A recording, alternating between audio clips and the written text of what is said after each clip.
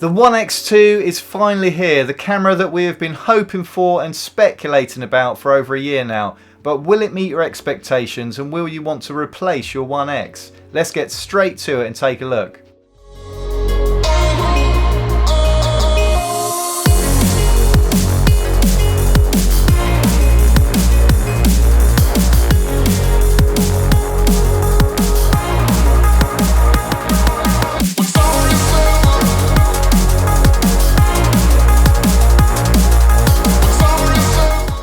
Compared to the ONE X, there is so much that hasn't really changed with the design of the ONE X2 that at a glance you'd be forgiven for thinking they are identical.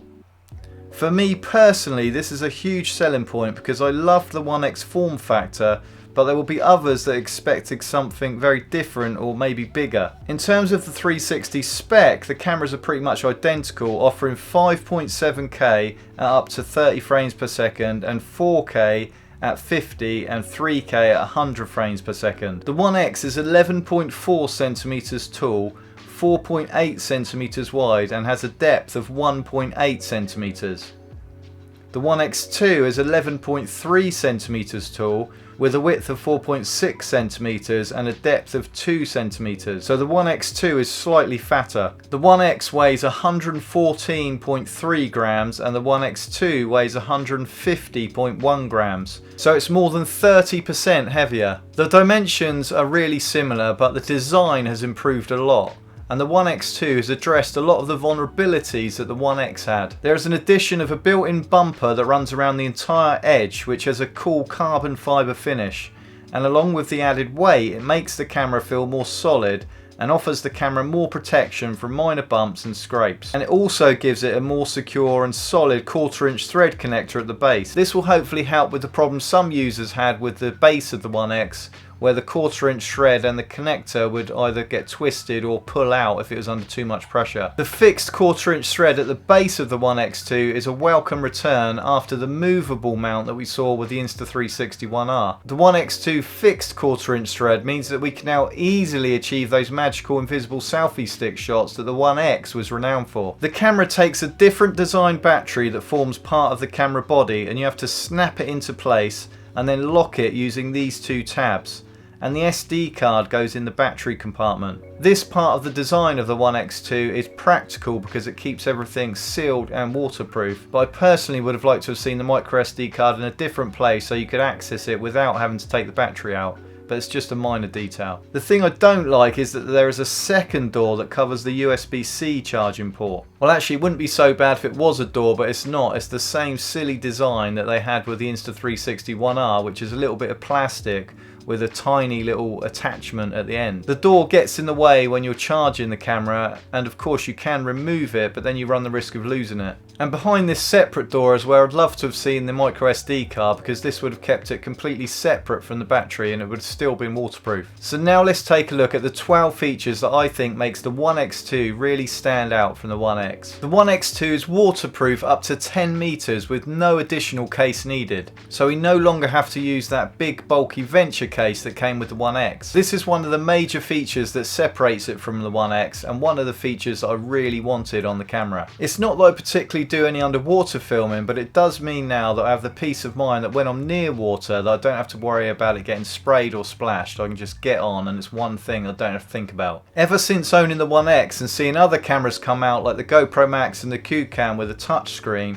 I've longed for a ONE X2 with a touchscreen. It's funny because when I first received the camera I kind of knew that it must have a touchscreen because it had to compete with the other cameras on the market, but I was just expecting it to be a bit bigger. So when I opened it, my reaction was kind of like, oh, that's the touchscreen. And I only thought that because it wasn't really much bigger than my thumb, so I just didn't think it'd be any good. But don't underestimate the size of this screen. It's actually really well designed and really well thought out. And I'd much rather have a smaller screen and keep the same form factor as the original Insta360 ONE X than have a bigger camera and move away from that design. Even though the screen is small, it isn't cluttered with on-screen graphics, and even when the graphics appear, they disappear conveniently after about 4 seconds. And to bring them back, you simply tap on the screen. Navigating around the menu is really smooth and responsive, and if you've had the One R, then there's a lot of familiarity with the menu structure. And if you're new to a touchscreen menu, this menu is really intuitive to navigate around, and the screen is really clear. Now my fingers and thumbs look like they've been steamrollered. They're really fat and really wide, and I didn't mispress any buttons even when I was walking along with the camera.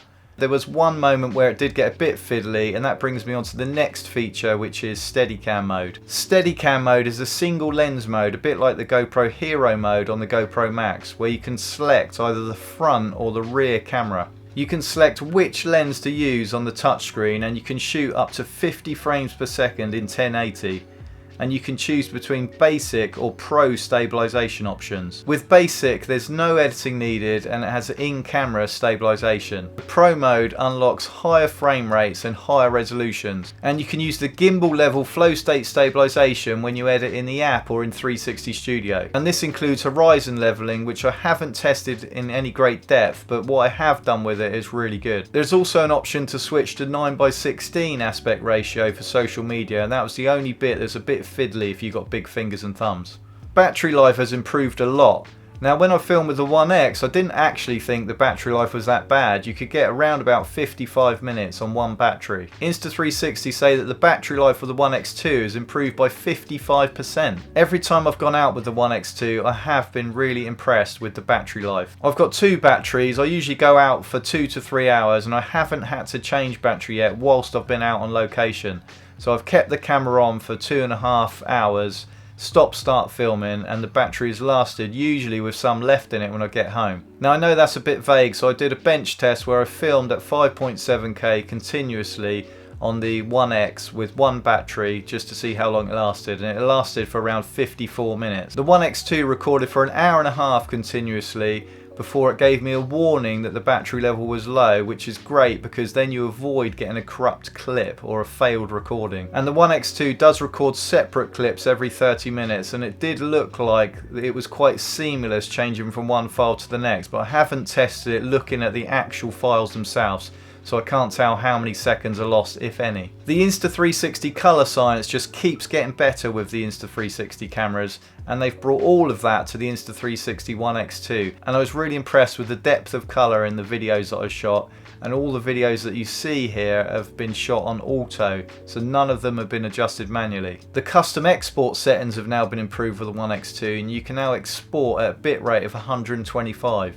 You can now record in the H.265 format as well, which is a more efficient codec, giving you optimal compression and more detail in your images. The lens flare, or specifically the red dot of death, has improved a lot with the Insta360 ONE X2. You do still occasionally see a lens flare, but it's not as distracting and it's more of a natural shape. Improved audio is one of the selling points that Insta360 is promoting with the One X2. Sound has never been a strong point with Insta360, particularly with the Insta360 ONE X. And this camera has 4 microphones compared to the 2 that the One X has, and also offers simplified wind reduction, so the wind reduction is either on or it's off. So now is the time that some of you may have guessed that I do my very scientific test with my biggest fan, and I check out how good the sound is with the One X2. This is an audio test on the Insta360 ONE X2. The fan is now on, and the audio filters are set to 360 direction focus. This is an audio test on the Insta360 ONE X2. The fan is on and the wind reduction filters are also on. I'm usually pretty harsh with Insta360 on their sound, and I have to say this is the most impressive sound I've heard from Insta360 in any of my fan tests with their cameras. And I'll be shooting more tests in more realistic situations soon. And sticking with sound, at the moment there is no external mic capability with this camera. Also, disappointingly, talking about sound, Insta360 have used the same annoying sounds that they use with the Insta360 ONE R for their prompt sounds.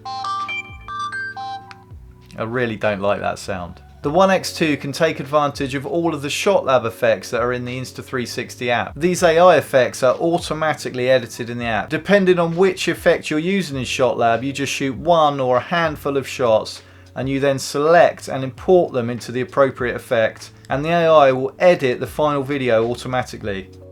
And there are 4 new ShotLab effects in the ShotLab library: Shadow Clone Trail, Flip My Day, Face Off and Ghost Town. and I'll be making a more in-depth tutorial on that really soon. Multicam mode allows you to take advantage of both lenses at the same time, so you have a picture-in-picture on your final video. You can have a shot of your face in the corner and a shot of what you're looking at as the main screen, and this can be activated on the camera screen or in the app after shooting. Deep Track 2 is also available on the ONE X2, which is Insta360's advanced tracking algorithm. You can track humans, animals and plenty of other moving objects. Just highlight the desired object in the app editor and the AI will automatically track it.